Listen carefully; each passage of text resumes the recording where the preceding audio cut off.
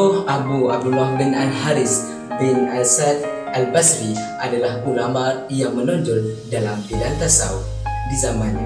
Pada awal kehidupan intelek, Al-Muhasibi berkecimpung dan menguasai ilmu al-hadis tasawuf sehingga ia sangat faqih dalam kedua-dua ilmu tersebut.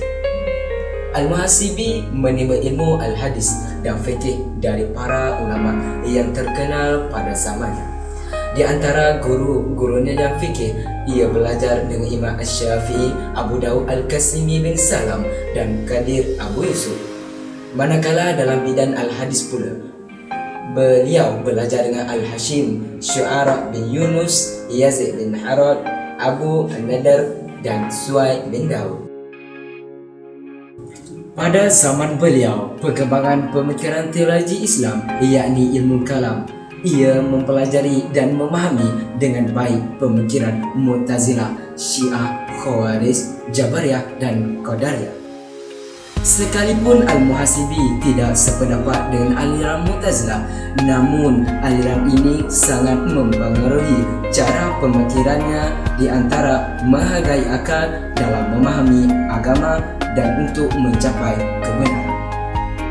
Kesungguhannya untuk menggabungkan dan menjaga kebersihan batinnya luar biasa. Ia selalunya mengadarkan perhitungan yakni muhasabah sehingga ia digelar Al-Muhasibi. Ia selalu memperhitungkan semua aktiviti batinnya. Wafatnya Syekh Al-Haris Al-Muhasibi. Beliau meninggal di kota Baghdad pada tahun 242 Hijrah, yakni bersamaan dengan 895 Masehi, pada usianya 78 tahun.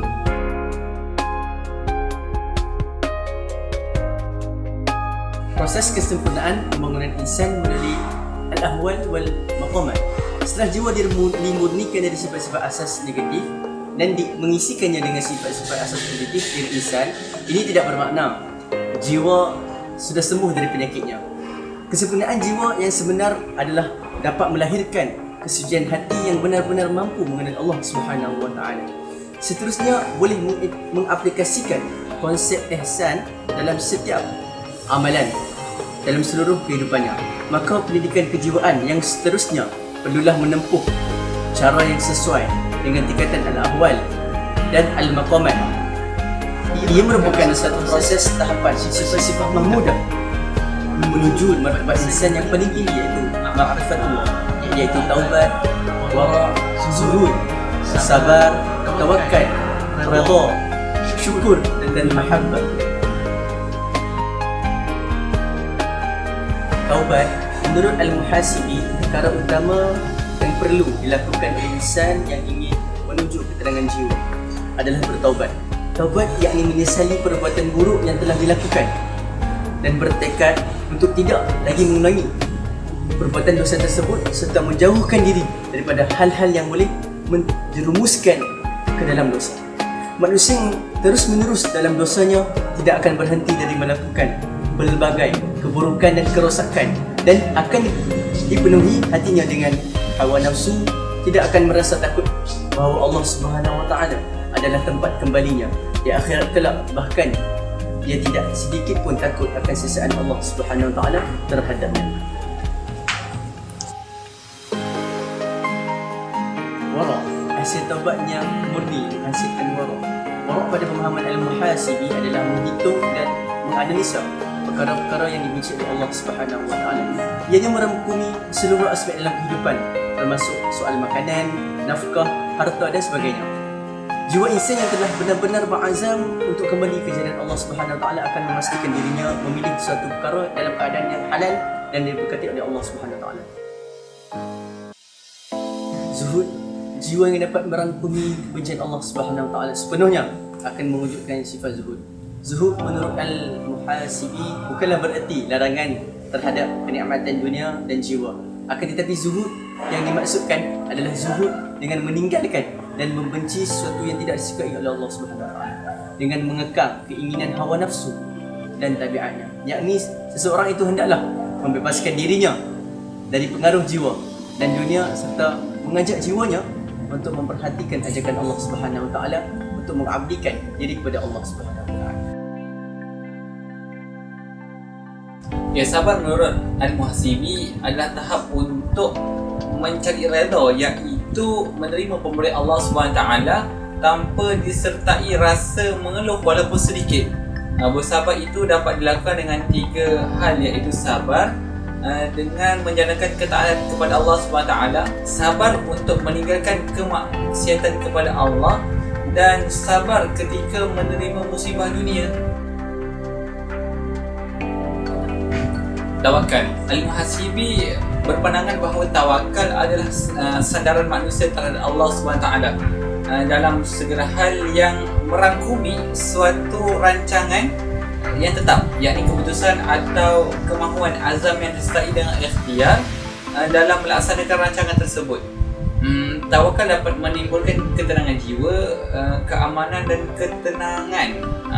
ketenteraman bagi orang mukmin. Keadaan yang demikian tidak dapat dirasai secara benar kecuali orang-orang yang bertawakal kepada Allah SWT.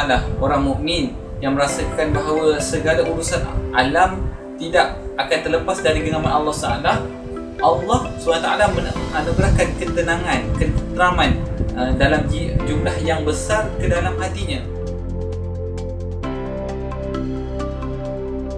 Al-Muhasibi banyak menyentuh dalam keadaan di mana seorang hamba yang menghadapi kesulitan adalah redha terhadap keadaan sebelum terjadinya musibah.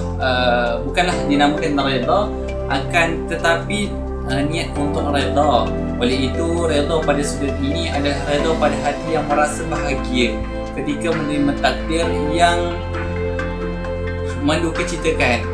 Redha dalam menerima ketentuan Allah SWT tentang qada dan qadar ke atas dirinya, yakni merasa senang menerima ketentuan nasib yang telah ditentukan Allah SWT, sama ada sangkaan, sama ada berupa nikmat maupun berupa musibah, serta sering berbaik sangka dengan Allah SWT. Redha iaitu selalu bersama dengan syukur. Redha dengan syukur dia selalu bersama, dan bahkan syukur itu biasanya selalu menyertai redha. Di mana setiap kali syukur itu bertambah, setiap kali itu juga redha bertambah. Dalam syukur menurut Al-Muhasibi adalah menyandari segala nikmat kurniaan Allah SWT, ianya termasuk syukur terhadap nikmat panca indera, iaitu lisan, nikmat pandangan, pendengaran, nikmat tangan dan nikmat kaki. Juga syukur dengan nikmat makanan, nikmat harta, nikmat iman dan nikmat akal. Segala nikmat kurniaan Allah SWT itu perlu digunakan sebaiknya pada jalan ketaatan kepada Allah SWT.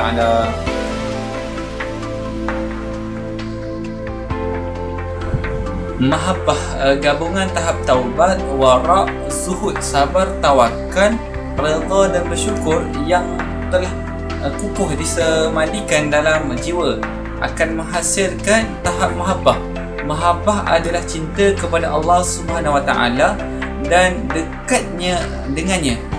Kecintaan ini tidak akan terjadi melainkan keadaan jiwa telah mencapai tahap kesembuhan, sehingga dia merupakan kebencian, kedengkian, dendam, hasad dan berbagai kekotoran hati yang lain yang telah menjadi punca kerosakan kehidupan manusia.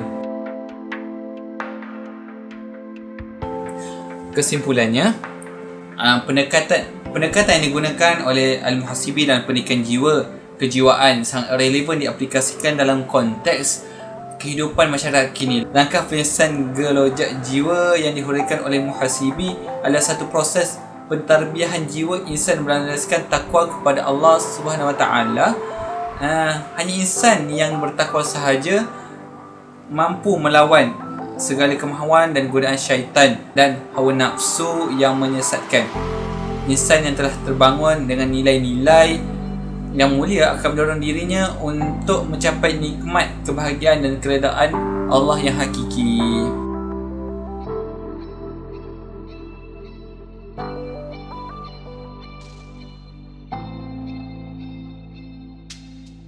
Karya-karya Imam Muhasibi. Karya beliau hampir 200 buah kitab. Antara kitab beliau ialah Ar-Risalatu Mustarsyidin. Yang kedua, Syarah Ma'rifah. Yang ketiga, Rasail Wasaya. Yang keempat, Adabul Nufus. Yang kelima, Masail fi Zuhud. Yang keenam, Mahsyatul Naqil. Yang ketujuh, Ar-Riayah. Yang kelapan, At-Tawahum. Yang kesembilan, Al-Maqasim. Yang kesepuluh, Risalah Muraqabah dan lain-lain.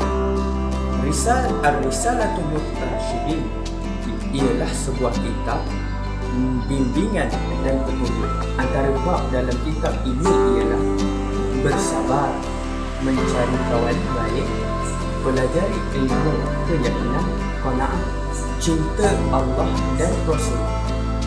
Dan dapat kita simpulkan bahawa bab-bab ini berkaitan dengan bersih hati dan berakhlak.